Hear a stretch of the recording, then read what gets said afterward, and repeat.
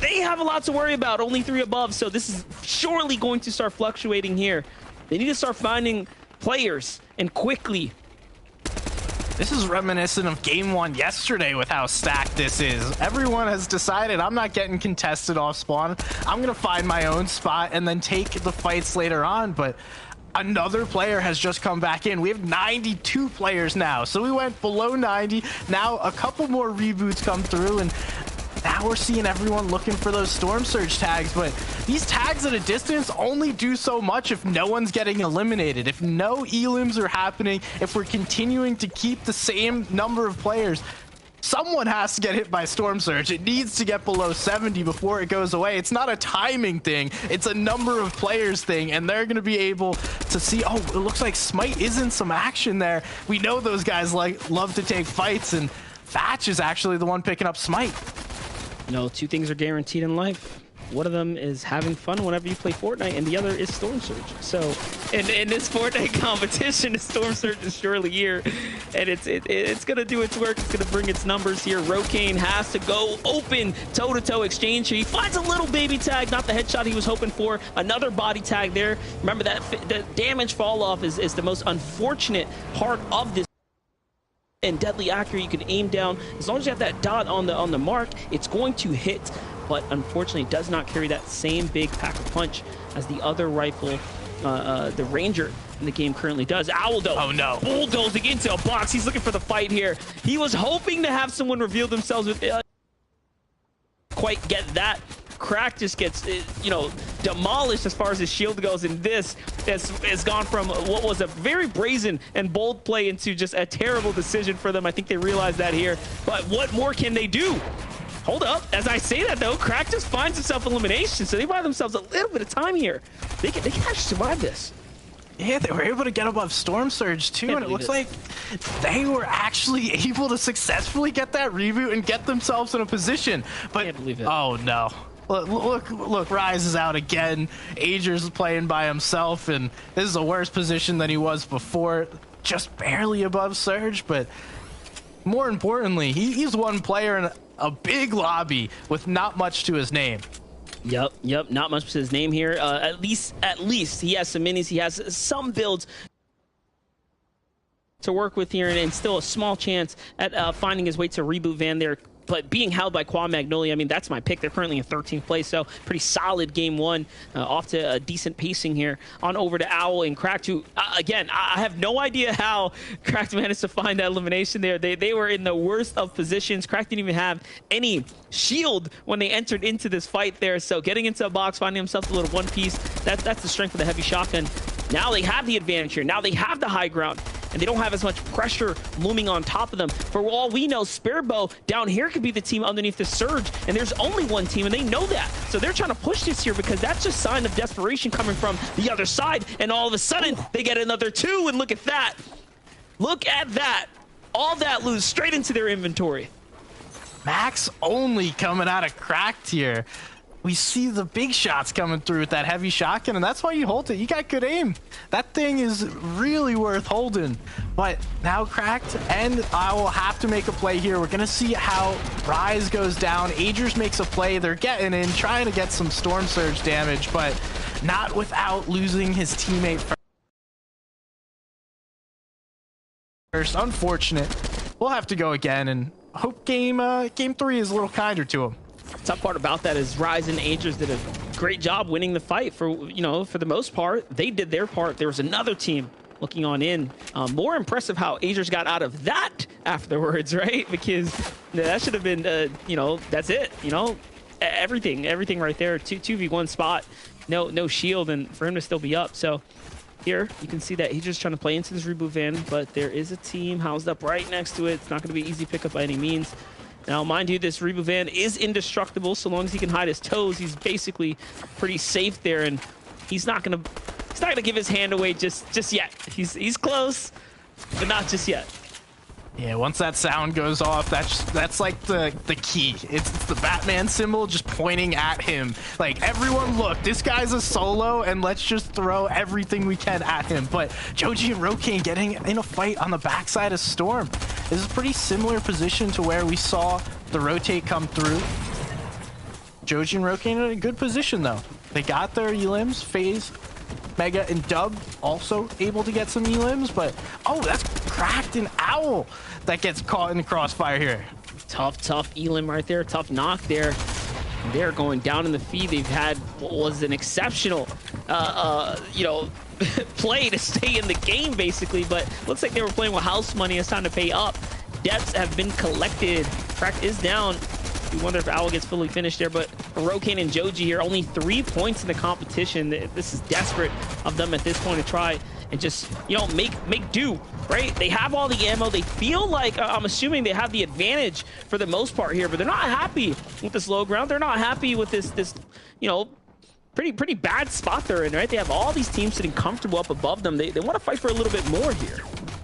Yeah, and everyone's going to have to rotate soon. So as much as they want to fight within one another, this only works for so long because you can't fight the storm. It always wins. So we see Rokane going ahead, getting in, and this is one of those smarter plays. This is why he's a veteran. You see him putting that metal in place, then you back up. You're like, all right, let my metal get strong, then we'll go back to the base once it's fully built, and we can make some plays on some other players looking to rotate. Now tuning in with some other veterans in Avery and Muzz. Yeah, very experienced duo right here as well. 350 damage above. But Avery eyeing up the build piece in front of him. Now, mind you, these are getting weakened by another opponent, so that might be the opportunity to go ahead and jump on in. We've seen surprise plays like that happen before. Agers still alive here, somehow holding on. But for how much longer can he? As he is now 140 damage below the Surge. Clarity and Slacks are the opponents in mind here, the closest duo to him. The next up, if you will, for Agers. Blocks. He doesn't have a great loadout to jump in a box either. Now that I'm looking at it, no SMG in hand, so a bit out of the loop here. Yeah, this is where you need that heavy shotgun to hit a headshot from a distance and then dive the other player.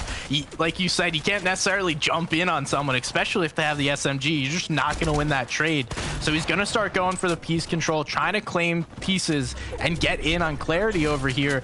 Ultimately, he's got to make a play soon because Storm Surge is going to start hitting him. And we do see Clarity. He's keen to it. He's like, I don't need to fight you, man. I'm going to back off. You have to come into my builds. And if you want to take this fight, I'll give it to you. But we're going to fight on my terms. That's right. And if they're paying attention, they'll start listening in and hearing the sound cues of the Surge happening right above them. But Agers will also be very much aware to the fact that he can make this edit and go straight up. He's going to wait it out, though. One player has to go down. He's going to lean into the med kit here. He thought about going for it, and I think his timing is off now. This is as unfortunate as it can get for someone. He is the sole player. Slacks and Clarity recognize it. They hear it. They look at the map. They look at the number count. They're like, yep, it's just him. Let's go get him. And they find it. Quick snipe up right there. That's 3-point swing for them. Whom, by the way, they're already inside the top 10. So very, very important elim, very important refresher as we start approaching this endgame. As the rotates come through, we see Joji and Rokane.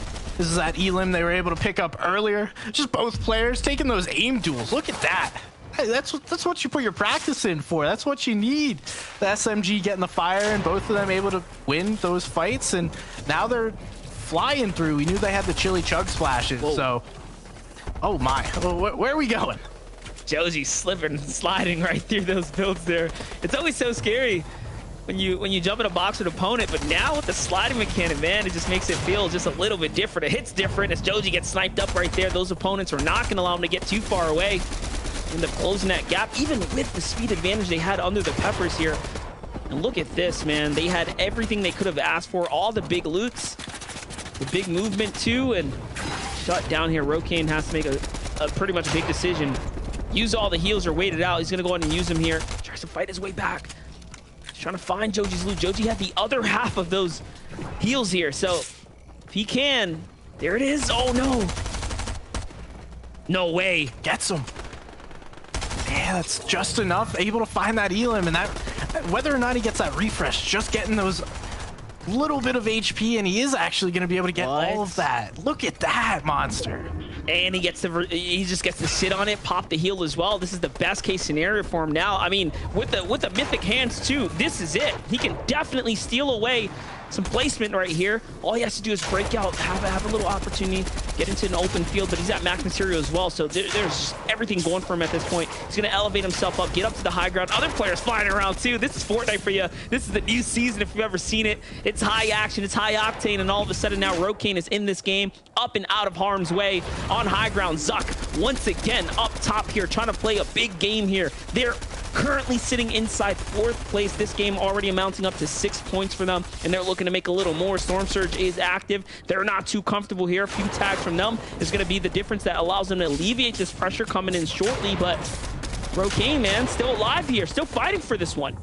Yeah, these are the plays that get you into the finals. You gotta do something special to separate yourself, and we saw a few players go down there. We're down to 30, and that's quick. We were just above the 50 mark. Lots of players fell on that rotate. Rokane's doing the most. High ground's being fought for. It's Viola and Knifer. They went for it all day yesterday. They're going for it again today, and they've claimed high ground, at least for the moment, but they're on the backside. They're exposed, and it looks like Reciprocal and 20 know that. They're gonna do a front side high ground take, and it looks like it's successful if Viola cannot get forward. But I guess Reciprocal and 20 don't want height. They're just going to take some shots and let it be. Yeah, and Knifer slipped off the high ground there too, so pretty unfortunate for him. Now he's down in this low ground. He's going to have to make his way back up. Didn't seem like he had a lot of builds to work with either. Clarity G, decision.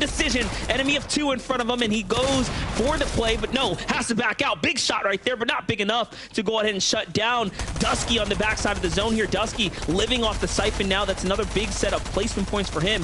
Nosh is still up alongside Goofy here, trying to make his way in. Opening edits here, scrambling, lost in the sauce for a second there, but okay, finds his bearings here. Back onto the track he goes. They have an elim. They're fighting their way to top 10 here. It's just looking better and better on high ground. Jackson getting a little bit of pressure onto Knifer there. Dubs is gonna fall, and right here, oh no, just outside the top 10 too. That was big placement they could have needed here. Look at this. Now they're going to push into somebody else's builds, but Zone actually pulls in their favor. They can stay on this side and rotate around all those builds, but no, they get caught up. Now Jackson and Fabled Taco have taken the high ground. They're on height looking to claim it. Nick stayed alive to a top 10, but Teo and Pledge now making a play for the high ground. It is chaos up above, and everyone wants a piece. Yeah, definitely, and Jackson is going to have to give it up. He comes all the way down here, now inside the top 7. Still has some big movement to work off of, and it's going to be enough to at least keep him in the game. Buy him another day, buy him another moment here, but no more mats. He needs a big shot. He finds a big shot, and he is showing that he has got what it takes to clutch up here. Is today going to be the day of solo clutches? We will see. Can he keep up the work? It's going to be a little bit harder, but that med miss him in the ground. They don't even see him on this backside here. More enemies inside the storm. This could be free siphon if he plays into it. Instead, he waits for the zone to try to bounce back. It's not going to come back. He takes the passive route. This is the last tick here. 2 more left. He tries to swing his way in, and it's close, but no cigar, unfortunately, as he gets taken out there. And now, Pledge and Teo, 7 elims, high ground, top 3 situation here, and a solo in the mix. All they have to do is win this 2-on-2. Pledge is back in his element. He strives and thrives in these end games, and he's been cleaning up everybody. Now it's actually a 2v1. Mamtating's all by himself. He's got little mats and trying to get through these old builds. He's taking storm damage, and it almost looks like things are on fire. So Teo and Pledge, they should know in a second. Yes, now it's a 2v1. Just spray on down. This game's all over. And just a couple builds as well. They're just going to continue to shred and rip on through. Mama Ting's going to eventually run out of resources here. That's probably the play that they're looking to set up here. And Pledge just playing it nice and smart here, taking his time, possibly lining up the next win condition here, as they do have the mech hit. But no, he goes all the way in. He looks for the right camera peek. They find him lurking, sleeping his way through the low ground here. And man, he's just like a fish out of water at this point. All they got to do is come through, find that one tag, and there it is. Lost in the sauce, mixed up between the two. The pinch was good. Give me them. He finds them just underneath, and nice clean plays. There were so many high ground contests that game. Everyone wanted to grab a piece of it, but ultimately Teo and Pledge walking away with that victory royale. A lot of eliminations too. That's kind of been the key. A ton of eliminations for the teams that are winning these matches. Yeah, definitely. This is going to bode well for the rest of the opponents inside the lobby too. Remember, those big point teams, you want to get them out of there if you are one of the teams down at the bottom here. For Pledge and Teo, them qualifying their way through after having a great game 1 and a, obviously even better game 2. This is good for the rest of the lobby. Big point teams moving on out. Yeah, they played well yesterday. They just narrowly missed out on that qualification. So happy to see those two push through, get that victory royale, and hey, Pledge, another player that has won a winner-take-all game. Maybe that's the theme of today. Yeah, definitely. He's been here before. He's done it once before, and now he gets to do it again alongside Teo here. Big game for them, Adam. Tell me what you got for us. Well, I, for one, I'm loving the winning mentality here. 13th yesterday, they come back, bounce back in game number 2, and take the victory royale going through to finals next weekend. Teo and Pledge there. Sundown, there was, I mean, SBG alluded to it then as well, a lot of retakes on that high ground. Those guys, as soon as they knew they're up top, you mentioned this earlier about the mats and players down below just raining SMG bullets in particular, and you know for a fact that they're going to run out eventually, and you can just dominate and win through. Yeah, just because you're under less amounts of pressure, it requires more covering off your sides rather than just covering the single tarp. Then being able to execute towards the end, luckily for them, this was a pretty easy one in that circumstance, but actually gaining the high ground was relatively difficult. A good job making sure they got these refreshes on the backside of the zone. You can see here right now that Teo is currently sitting at 0 mats, but Pledge is able to go back into the zone and scoop up all of those extra ones. And then this final elim, like I said, just fish in a barrel, whatever euphemism you want to use here, is just so easy. Yeah, really funny there. He's looking for him. He doesn't find him when he rounds the corner, and then all of a sudden he just pops down right in front of me. He's like, oh, there we go. Finally find that last elimination there. But yeah, I love that point that Adam made right there. We weren't seeing like any high ground retakes after half and half in qualifiers 1 and 2. But coming into the semifinals, we've seen plenty. And even that game right there, and a high ground retake on the 8th zone of the game, that's almost unseen. So very well done by Teo and Pledge to have the awareness to realize that they can actually go for it then, and it pays off big. It does. I mean, we're seeing some of our top players as well here who aren't really performing. He's only 2 games in, of course, but we saw that Age is having to kind of go solo there with Rise going out early on, but we saw Nosh as well. Good start to proceedings, but with Goober, but again, just not really going all the way at the end there, and it costing them ultimately. Yeah, you have to, like we said, we have to put it all together. It's only been 2 games, but even then, you say it's costing them. I'm looking at the bottom left-hand corner. Until that victory royale ended up popping off, they were still in first place, which means when you pull those winners out and we go and look at the leaderboard, they're doing fine. You have to be in that top 6 when all is said and done. We have 3 more matches, but they're well on pace in terms of the points so far. Yeah, and that just shows, even Adam's point right there, it shows how easy it is to kind of fall into this, like, mentality is like, oh man, we didn't get to victory royale, and that's what gets you straight to the finals. But no, you still have this top 6, right? So it can be kind of bittersweet to get a top 5 because you're like, that's how close we were to that victory royale. But like, no, you just gained a plethora of points that go towards that leaderboard. So you got to keep your mind in the game and make sure that you are looking at all the win conditions here.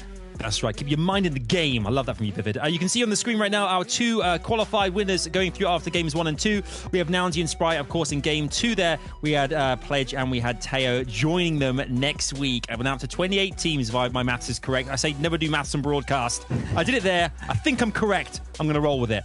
Guys, over to you for the leaderboards as well. Sundown is looking pretty. And, you know, I'm eating my own words here. Nosh and Goober are top of the leaderboard. That's what I said. Keep an eye on that bottom left-hand corner. The team number represents where they're at on the leaderboard, and they're right there setting the pace currently. But the pace has also slowed down a little bit after last game as we keep an eye on that 6th place line. Knifer and Byla able to just scoot themselves up. They're there at 56, but we can see the average points has just slipped a little bit lower. Now it's 28 average for that 6th place spot, and only 3 points separating 6 and 7.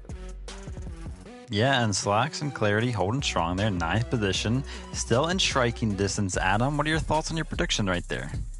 I'm feeling good. Again, I think it was Slacks went down earlier in that last game there. So, you know, I think it's proving that you kind of do need to have both players, at least till like the 8th zone, to kind of really stand a chance, I think, personally. But still, I'm feeling good. I think all of our teams we predicted are there or thereabouts in the kind of top 10. So anything's possible, but I'm feeling confident. PG are feeling as well as we head into game 3. It's looking very, very exciting over here.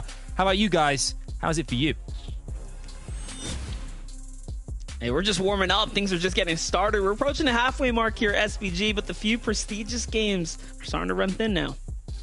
Oh yeah, this has been a great start, but ultimately it's like 2 tournaments in one, because you get those victory royales and then you also get the placement, the consistency. So it's multiple stories that we're watching here, and we've seen Beef and Nick really strive and make it to these end games, and I want to see them take that next step, or you know, they could just be our our beautiful story for the day, consistently making those end games and run away with that leaderboard.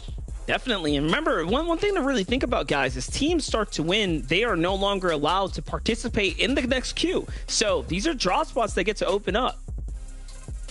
Yeah, they definitely are. But hey, somebody was already landing with Teo and Pledge. Creo and Vert were trying to play there. They wanted that drop spot, and apparently people were going after Agers and Rise down at Greasy at their drop spot. So I mean, everyone's thinking that same thing. Great minds think alike, Monster.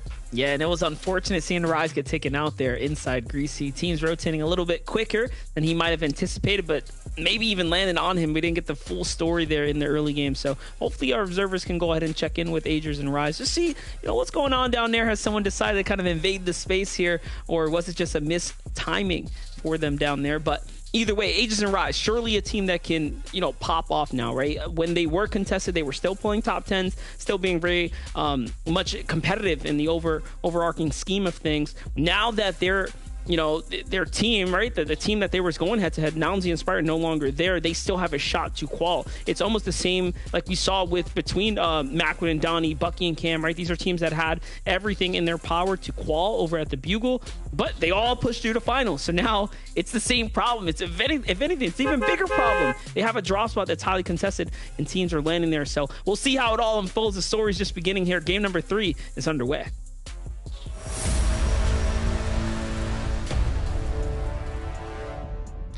Game number 3, and we will see where we're going to wind up and who winds up taking this one home. We've seen some contests happen here at Covert, and that's where we're going once again. These players are trying to decide who gets what piece of this and who gets to push somebody off. It seems like nobody's changed their mind thus far. Princess Wolf doesn't get any shots, a little too timid, doesn't pull the trigger quick enough to get any shots done, and now we'll see where AMT and Princess Wolf go. They've typically rotated out of here. It does look like 20 and Co are still fighting up at that northwest corner on the map. Interesting that you've decided, I guess now 7-8 games, they've decided to fight for, I think it's 8 chests. Yeah, trying to battle it out here. Not much, but a little something here. On over to Cracked and Owl, whom we've seen some small successes, but this time here stuck at 10 points right now in the competition. Contested over at the Chonker Speedway. In the feed there, Serbsky goes down to static, so other small fights unfolding on the map. Owl's gonna get taken out there before he even gets touched down by Cooped and Posed. We're up in top 16 at the current moment with 30 points. Much better positioning in the overstay of the story here, but hold up. Post comes on down. They find themselves a little llama. Okay, so now things are looking up for them. Yeah, coming out of Chonkers with a llama, you're already gonna get a ton of chug splashes, but now getting those chili chugs. But we're tuned into Kondo. Looks like Zuck has taken down HD. Him and Freeze went off spawn once again. So this is now just rolling off spawn. At this point, I mean, you almost welcome the contest. If you're just winning every time, it's free points, it's free surge, and free shield. And it's keeping them competitive on the standings now. That's an extra 6. Now, closing things in. Stronghold on that 4th place position. On the other side, position, those big spots here, Mega and Dubs. Contested up against Larson and Smite. All of which you have had exceptional couple of rounds this last few days. Mega, same story like before. Okay, so he gets high ground. It's pretty clear that they know how to play up. This is what game 1 looked like. Shifted into creative mode here with that little crank, and now everyone's going right back down. Larson taking a big amount of damage there from Mega, but now he's in the box, has the control, he goes down. They're getting third-partied, and Dubs is able to get Larson. This is similar to what we saw in game 1. Another team inviting themselves into this fight. Dubs not able to do enough to take down both players, and he might be able to get Mega here. This is a really good breaking line of sight to be able to try and get this. Ooh, oh no, it's not gonna work. Nope, here comes the shots. They end up finding them. It's Unrealiana and Bank who rotate in. They don't even have any points here, so they're just desperate to try to find these rotates here, get some elims, and Dubs could not clutch up, unfortunately, there. Lets his guard down. Oh, no, actually, wait. That was just Mega's down body. Okay, Dubs gave up Mega. He goes for the trade, gets inside the shifty shafts. So Bank and Unreal, so it makes sense. You know, they actually were the ones who got the knock there. You can see the Elim come through. So they wanted to come in, get the full finish. They might be thinking, though, they do have a decision to make. Do we risk it all and get inside this base here? They find Smite. So now they're probably really feeling it like, hey, it's a 2v1. We got these extra mats, little weapon upgrades. There's more confidence here, if anything, than there was before now. And hopefully that doesn't give them a false sense of security, because they just knocked and finished a player, then they got a full finish. So they're probably thinking, all right, hey, that was a full duo, and now we're chilling. We're just going to farm our metal. But Dubs is lurking, and he's going to want to grab that reboot card. I don't know if Dubs is going to be bold enough to make a play there. We're tuning in with Agers and Rise here, who had some struggles at this part of the game in the last match. Seem to be doing all right. As far as I can tell, there's nobody in the surrounding area, and they're going to be able just to, for once, take a deep breath, grab their loot, farm up, and put themselves in a good position. And this is the time you want to do it. Game 3. Things are getting, getting into the deep end at this point now, all right? Got to learn how to swim at this point. Otherwise, you'll find yourself sinking to the bottom here. For Nosh, Goofy, they're up there. They're swimming. They're doing pretty great, if I say so myself. 72 points in the competition here, leading the pack right now. Amongst the Wolves, Rokane and Joji. Different story for them. Not as good as they'd like. That last game pretty rough. Big clutches, but was it Joji, right? Joji got caught on the rotate there, slammed out. Someone grabbed his doubles above him. Just quickly clean that up. Some SMG spray. You walk through a box that's not yours, you're gonna wind up paying for it, and that's what happened. Now we see Creo and Vert. They have their POI all to themselves, with Pledge and Teo winning that one, and we see much better position. You don't have to fight off spawn. You don't have to put yourself in a stalemate trying to figure out who gets to play that POI. Now they're even grabbing a solid mountain or hill to go get some surge tags, but it's looking like somebody else wants a piece of that, and that's Clarity and Slacks. It's a great shot here as well, just to kind of sum up what's about to go down. Two teams, right? Really sizing each other up here, both building out of wood, so that's it's an offensive stance. If you really think about it, like, hey man, what's up? What do you want to do? Move in quick. We ain't planning to stay here too long, so I don't want to spend any hard mats. Over to Blaze here. Look at this. They jump in, they find Dubs. Dubs was just trying to hang out, right? He was low key. He's been here for a while, but this zone is right on top of Shifty. I mean, this is going to be the next hot spot players start to move through. Yeah, and it was right after the reboot happened. Rarely do you see a successful reboot where a player is able to come back, get enough to make themselves kind of legitimate within the lobby, you know, because until you get a decent bit of mats, some heals, and a loadout, if you're kind of just a player running around, you're not necessarily a legitimate threat to anyone. But now we're seeing another fight happening here. We saw Smite fighting earlier on. Chubbs and Twix were on the opposite side of that this time, and now it looks like Sparebow and K-Burbs getting themselves involved with this duo. Yeah, and it's a little more center here as well, so we're gonna have some time to fight this one out comfortably. It's Sparebow and K-Burbs on the other side of the wall. Chubbs and Twix right now, feeling things out. They kind of sneak their way around. A lot of these builds are actually there, surprisingly, but Chubbs, the fatal error, unfortunately could not hit the shot, and that's the shot you need to make. That's the shot that'll determine the battle for you. Missing that, and now all of a sudden, look at this. They're at a huge disadvantage here. Shots coming in from all around. 3 times up. Too many people, too. Like, they're right in the middle of the lobby right now. Everyone's going to be seeing this, especially as they keep going up, and Sparebow and K-Burbs are playing this well. They're like, hey, we'll just chill down here below in the builds. We don't need to get involved in cranking up and up and up. We'll take the damage. You guys can come right back down to us, and we'll relax here, because they're the ones hitting their shots every single time. They drop them in. There's one big piece. Twix is weak. K-Burbs is also weak. Sparebow's trying to help, but he's getting held out. Can K-Burbs do enough? Yes, there's some shots there. 1 HP on K-Burbs. Sparebow trying to help his teammate, but right now he's unable to do anything.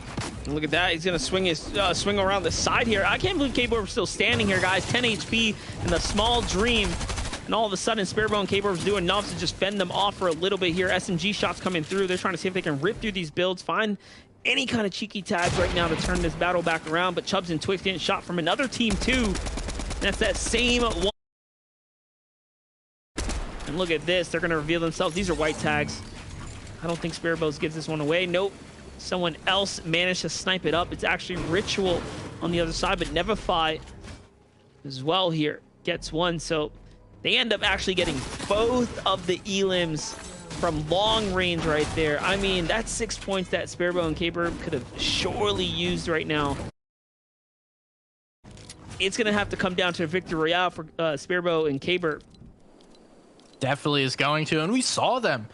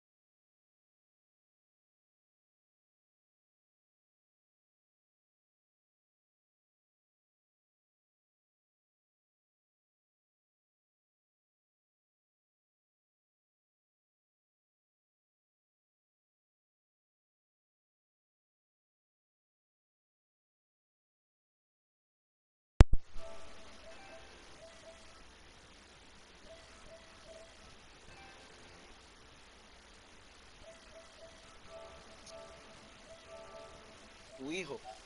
Bola lenta. Ahora. Después de media hora.